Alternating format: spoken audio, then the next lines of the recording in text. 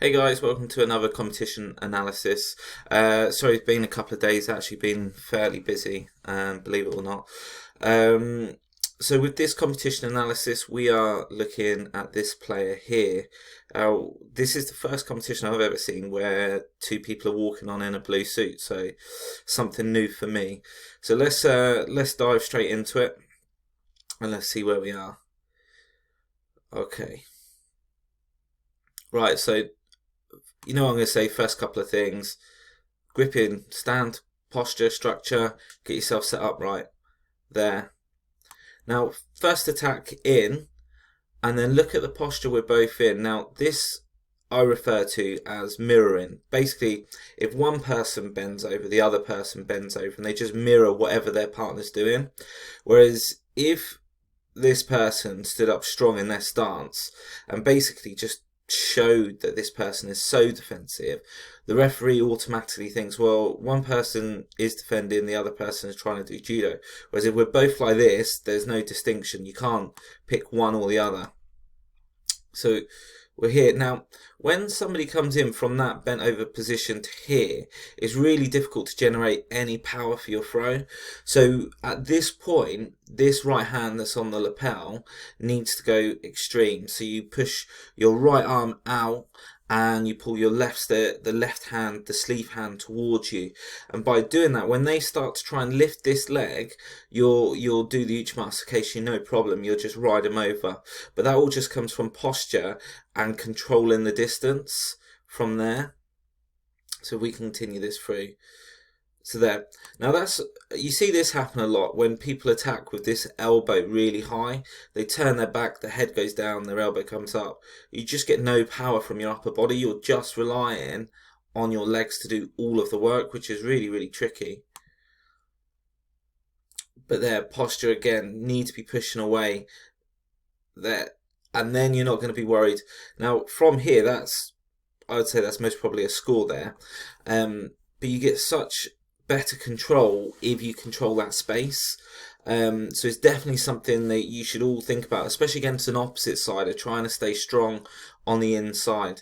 Now, with your gripping pattern at this point, you should be stood right leg forward, right hand up, and leading with your right hand, because as soon as you get that right hand on, you can control this space. If you try and go sleeve first, your partner can still turn on you, which obviously you don't want to happen. So there, right hand should be going on first, then sleeve, posture up, and just keep that posture there. Now, at this point, if you're keeping posture and you're using the area effectively, so you're pinning your partner there, they either step out, which is a penalty, or they push back in, which will give you your reaction to your throw. So using your competition area is a really important part of doing of trying to throw. So once again, just posture and space at this point. The distance, don't go around the waist. You want distance from there. Control the space. Put the pressure on your partner. If you go two shidos up within the first minute, it changes the fight completely. They've got to then come after you, and then it makes it makes it easier to throw. Now, I've spoken to people before in the past about the importance of penalties, and now what none of us want in judo is to just watch people winning by penalties. That's not the idea. What you want to do is, if you want to make your partner look like they're making mistakes if they are making mistakes, and be rewarded for that. And once that's happened, that changes the fight dynamics. They have to put pressure on you. They have to try and come after you, which then makes it easier to throw them. So for me, the use of penalties is really important. So let's move this back in. So same thing, that right hand has to come on, posture up, use your area. It's really difficult to get your techniques working when you're bent over. You just get no power. So hand on. Same thing, it's just about posture. It's no good, like, I see that happen all the time. People pull people down. Let's move back. Here, pull people down. But that's no good. Like, you still can't throw them. You need to be coming around sideways. So somebody like Ono does it really well when he's against people not quite this extreme, but when people are bending to create distance to ensure that you can't get close. His posture's upright, and then he starts circling round, because by circling round you can bring the head and body round with it, and then that makes the uchimatas and techniques like that much easier to throw. So once again, I would have created space there. But yeah, good bit of transition there. Nice and top. Yeah, and a nice bit of nail to finish. Yeah, excellent.